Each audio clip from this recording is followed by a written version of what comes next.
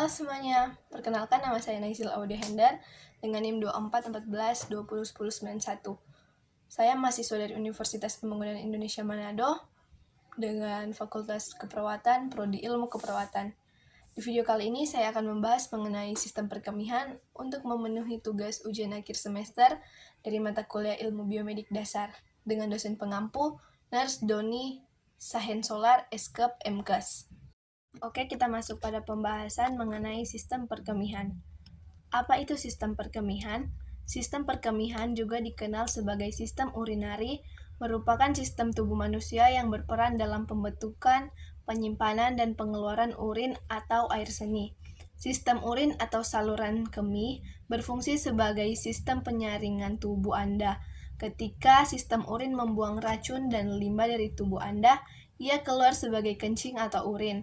Agar dapat kencing, tubuh Anda harus mengeluarkan limbah ini melalui serangkaian organ, saluran, dan tabung.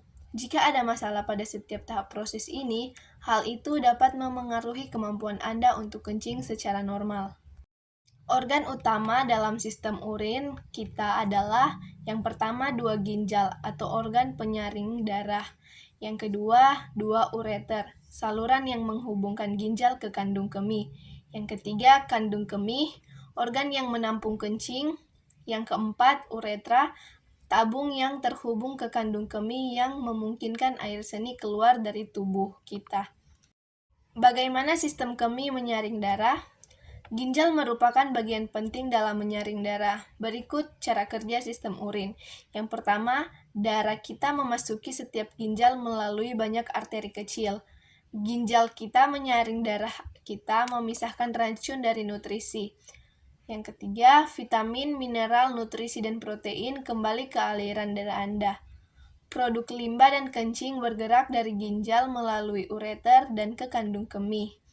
Selanjutnya, kandung kemih Anda menyimpan air seni Anda sampai Anda menggunakan toilet. Fungsi utama sistem urin.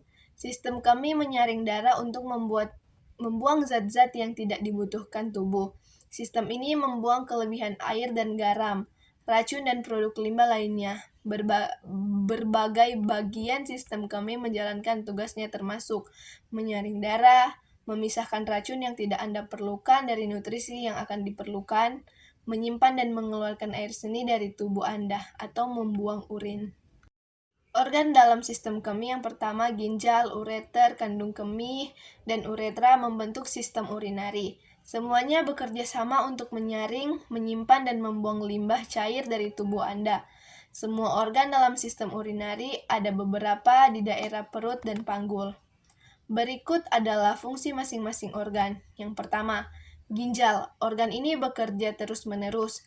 Ginjal menyaring darah dan menghasilkan air seni yang kemudian dikeluarkan oleh tubuh. Anda memiliki 2 ginjal, satu di kedua sisi belakang perut, tepat di bawah tulang rusuk. Setiap ginjal berukuran sebesar kepalan tangan. Ginjal bekerja keras sampai ginjal menyaring sekitar 120 hingga 150 liter darah per hari yang menghasilkan sekitar 1 hingga 2 liter air seni setiap hari. Kedua, ureter. 2 tabung tipis di dalam panggul ini menyalurkan air seni dari ginjal ke kandung kemih. Setiap ureter panjangnya sekitar 9 inci. Ketiga, kandung kemih. Kandung kemih menampung kencing hingga Anda siap mengosongkannya atau siap kencing. Kandung kemih berongga terbuat dari otot dan berbentuk seperti balon segitiga. Kandung kemih mengembang saat terisi. Kebanyakan kandung kemih dapat menampung hingga 2 cangkir atau 500 ml kencing sekaligus. Kencing terjadi saat Anda mengosongkan kandung kemih. Yang keempat, uretra. Saluran ini menyalurkan air seni dari kandung kemih keluar tubuh. Anda memiliki 2 otot sfinkter yang menutup uretra agar air seni tetap berada di dalam saat Anda tidak menggunakan toilet. Otot-otot seperti cincin ini membuka dan menutup untuk mengeluarkan air seni. Terkadang otot-otot ini melemah dan membuat Anda kesulitan menahan air seni. Selanjutnya, kondisi dan gangguan. Kondisi dan penyakit apa yang mempengaruhi sistem kemih? Banyak kondisi yang dapat memengaruhi ureter, ginjal, kandung kemih, dan uretra. Infeksi, penyakit, atau masalah dapat muncul saat lahir atau berkembang seiring bertambahnya usia. Kanker juga dapat mempengaruhi bagian tertentu dari saluran kemih Anda. Berikut beberapa gangguan saluran kemih yang pada umumnya, yaitu yang pertama, infeksi saluran kemih dan infeksi menular seksual atau IMS dapat menyebabkan masalah pada ginjal, uretra, atau kandung kemih. Infeksi ini terjadi saat bakteri memasuki saluran kemih melalui uretra. Penyediaan layanan kesehatan dapat meresepkan obat, biasanya antibiotik, untuk mengobati infeksi. Yang kedua, batu ginjal. Batu ginjal adalah massa kecil yang berbentuk ketika produk limbah menggumpal. Batu ginjal atau batu ureter atau batu ginjal yang bergerak ke ureter dapat menyebabkan nyeri hebat dan menyumbat aliran kencing.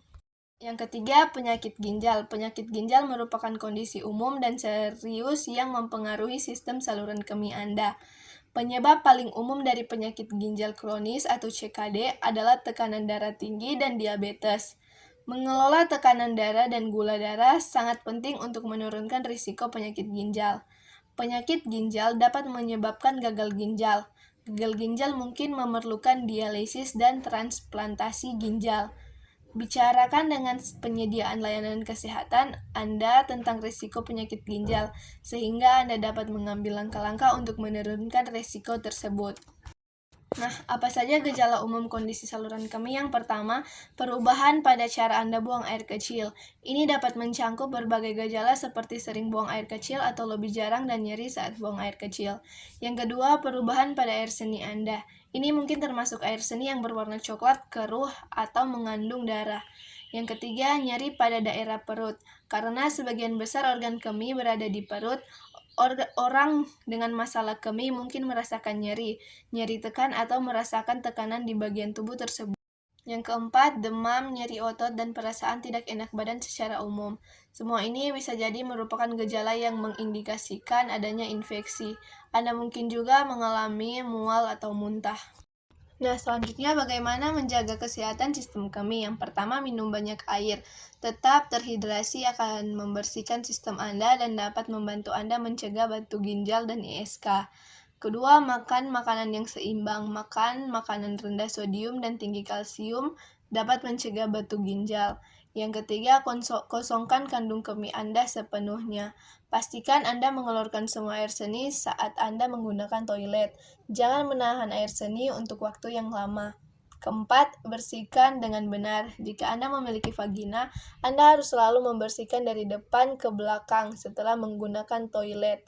Membersihkan dengan benar mengurangi risiko bakteri masuk ke dalam vagina dan menyebabkan ISK.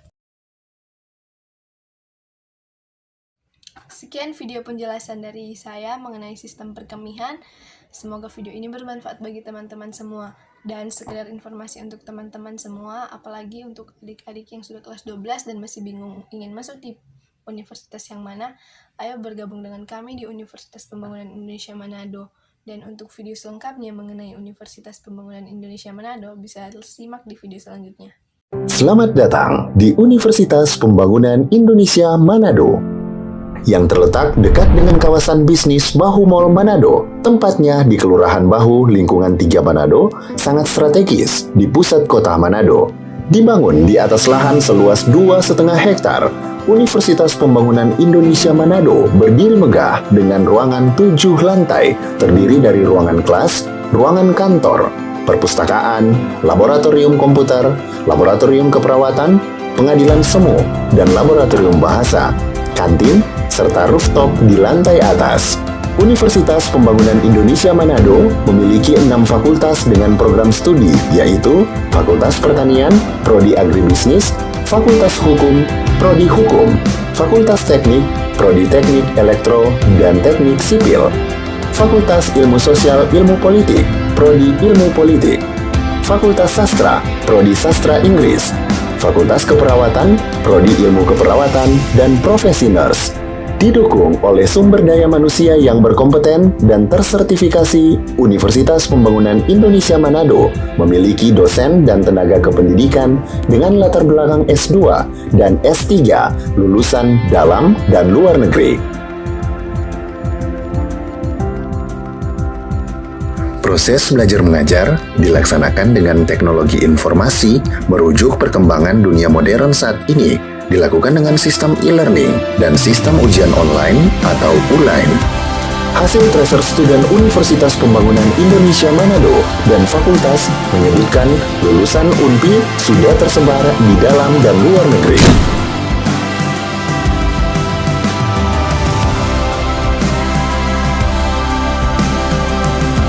Selamat bergabung putra-putri terbaik bangsa. Kembangkan dirimu, raih cita-citamu setinggi bintang di langit. Kami siap menghasilkan generasi terbaik dan pemimpin di masa depan.